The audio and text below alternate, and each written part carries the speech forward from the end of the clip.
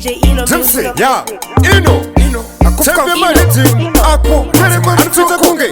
Mabruba tumachino Mirando manyasa hino Wega wana msiyano Nina ndakusara setarino Bati ndatonetso masuvano Ndikumeriko vavese kuita semino Aringazomiswe nana mano Dongo shika nekuwa kanda mtondo kunge dino Ndopanda vazura kana tsitsino Nengoma zine mtano Mabando ndakusena ushika ndatovuwa mtunga miri Kuita siyo zona firi moni firi Ti, nenge pana mkuma wangu so Saka, zingombe zimandiri Niti mutu tenderenza kuita safiri Di, nenge chingo wawa kuita funga chili Nina ndina pasa, neshi sina tiri Ongo ndiwane kutuma story siturisili Story wa munu anufokasa Hamungazora memuchingo ndiwona mahara kuita kunge Pasa Bikosi andizwemba sambasa Kana mukatira ngoma zangu valembe Kuita kunge Romeo Gasa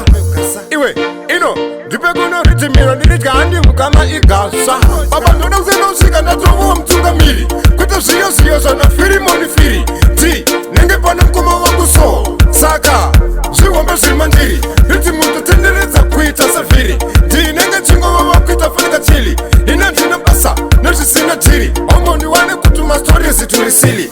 Wega wana msiyano Nina ndakusara setarino Bati ndatonetso masuvano Ndikumeriko vavese kuita semino Aringazomiswe nana mano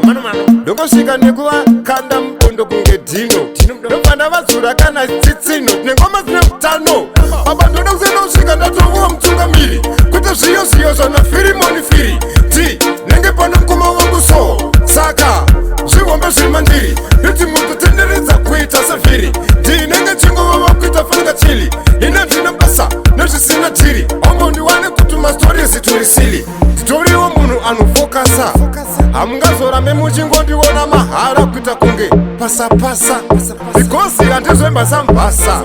Kana mukatira ngoma zangu valembe Kuita kunge Romeo Gasa Iwe